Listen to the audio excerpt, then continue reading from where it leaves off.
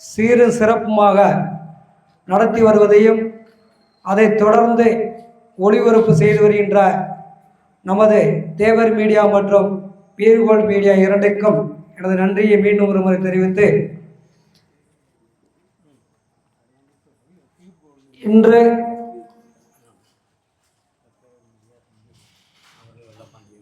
புலிக்கொடி கட்டுவதற்கும் சிவனை வணங்கும் போது சொல்லும் ஒரு வழக்காறு, அவன் அருளாலே அவன்தான் வணங்கி என்பதை போல புலிக்கொடியை தாங்கி அதனை வாகனங்களில் கட்டுவதற்கும் சட்டைப்படியில் ஆடுவதற்கும் அதற்கு கொடுப்பினை வேண்டும் என்று தான் சொல்ல வேண்டும். எல்லாரும் அணிய முடியாது, எல்லாரும் அதை கொடியை கட்ட முடியாது. அது என்னுடைய பார்வையில் சொல்கின்றேன்.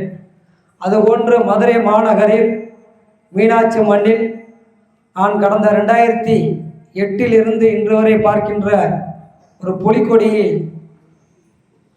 சட்டமன்ற உறுப்பினராக அண்ணன் மரியாதைக்குரிய கதிரவன் அவர்களையும், அதனை அடுத்து மதுரையில் நடைபெற்ற ஒவ்வொரு போராட்ட களங்களில் ஒரு சிறிய யாபகம் என்னவென்றால், நமது மதுரை மாவட்ட நீதிமன்றத்தில் ஒரு முறை தெய்வீக திருமாலாரின் குருவச்ச விழாவில் அலக்கழிப்பு செய்த மாநில அரசை கண்டித்து அதற்கு கண்டித்து மதுரை மாநகரில் ஒரு ஆர்ப்பாட்டத்தையும் கடையெடுப்பை நடத்த வேண்டும் என்று முன்னெடுத்து ஒரு சில வழக்கறிஞர்கள் முடிவு செய்து கொண்டிருக்கின்ற தருணத்தில் புலிக்கொடி பாய்ந்து ஒரு வேங்கையாக அண்ணன் உசிலம்பட்டியிலிருந்து புறப்பட்டு வந்து நின்று அவர் முன்னெடுத்து அவருடைய காரும் 100 பைக்குகளும் சேர்ந்து மதுரை மாநகரை முற்றிலும் 1 மணி நேரத்திற்குள்ளாகவே அடைத்துவிட்டோம் என்பது ஒரு வரலாற்று செய்தி. அதற்கு பிறகு முக்குலத்தோர்கள் கடையெடுப்பு அங்கே நடத்தவில்லை என்பது ஒரு வேதனையான செய்தி. அதுதான் கடைசி தருணம் 2012 என்று நினைக்கிறேன்.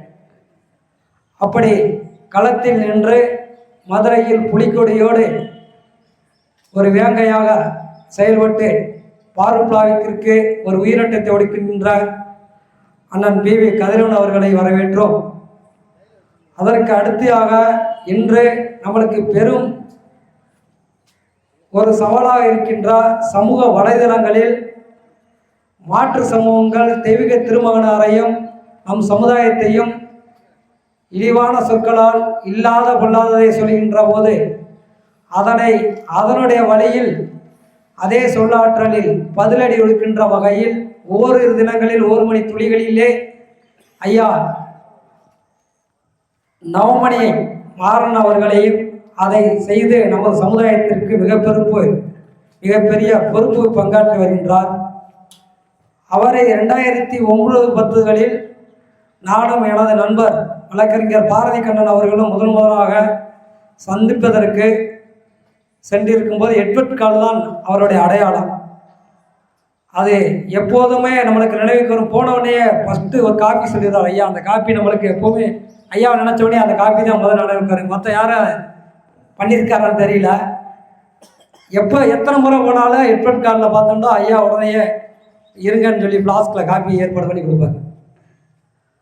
ஒரு சிறப்புமிக்க ஒரு மரியாதை அறிந்த நம் முக்குளத்தில் போற்றக்கூடிய இருக்கும் பெரியவர்களில் ஐயா நவமணி ஐயா அவர் இந்த விழாவிற்கு வந்திருக்கின்றது கூடுதல் சிறப்பு.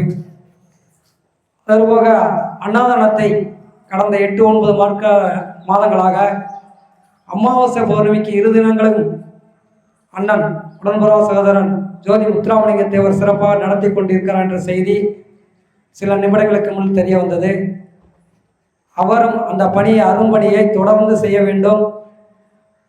நம் ஐயாவின் ஆலயத்தில் வழிபடும் திருத்தொண்டர்களுக்கு பசியாரி செல்வதற்கு அக்டோபர் 28, 29, 30 போடுவது செயல்படுத்தும் அன்னதான திட்டத்தை போல ஒவ்வொரு பௌர்ணமியும் தேவர் மலர் சார்பாக மதிய உணவு அளித்து வருகின்ற ஒரு பெருமையான செய்தியும், அதனை அடுத்து அண்ணன் ஜோதி முத்துராமலிங்க தேவர் அவர்கள் தற்பொழுது செய்து கொண்டிருக்கின்ற அமாவாசை பௌர்ணமி இரவு உணவு உபயத்தையும் தொடர்ந்து அதனை சீர சிறப்பமாக செய்து தர வேண்டும் என்றும், இதே போன்று இனி வரும் காலங்களிலும் அண்ணன் வழக்கறிஞர் ஆர்மோ அவர்கள் தொடர்ந்து நிகழ்ச்சிகளையும் தமிழகத்தில் தலைசிறந்த பேச்சாளர்களையும் தலைசிறந்த தலைவர்களையும் அழைத்து வந்து தெய்வீக திருமணருடைய ஆலயத்தில் இந்த அரும்பெரும் விழாவை தொடர்ந்து நடத்த வேண்டும் என்றும் அதற்கு நம் அனைவரும் ஒத்துழைப்பு நல்குமாறு கேட்டு வாய்ப்புக்கு நன்றி கூறி விடைபெறுகின்றேன். நன்றி, வணக்கம்.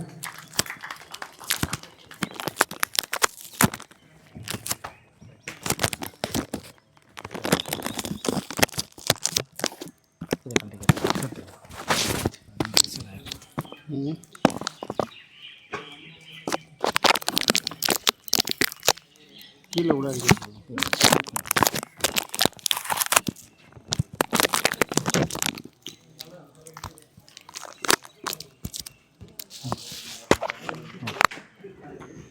பேசுகிறது இப்படி வச்சு பேசணும். இது வெளியில் தர்றாங்க. ஓகேவா? எல்லாத்தையும் சொல்லியிருக்கீங்க. அடுத்ததாக இந்த நிகழ்ச்சிக்கு வருகை தந்து ஒவ்வொரு மாதமும் நம்முடன் சேர்ந்து பயணிக்கக்கூடிய கமுதி தாலுகா மறவர் சங்கத்தினுடைய அறக்கட்டளையினுடைய தலைவர்கள் அவருடைய வர முடியாத சூழ்நிலையில் நம்முடைய மண்டபத்தின் நிர்வாகத்தின் சார்பாக வருந்துள்ள பெரியப்பா பமனந்தல் செல்லப்பாண்டி அவர்கள் வாழ்த்துரை வழங்குவார்.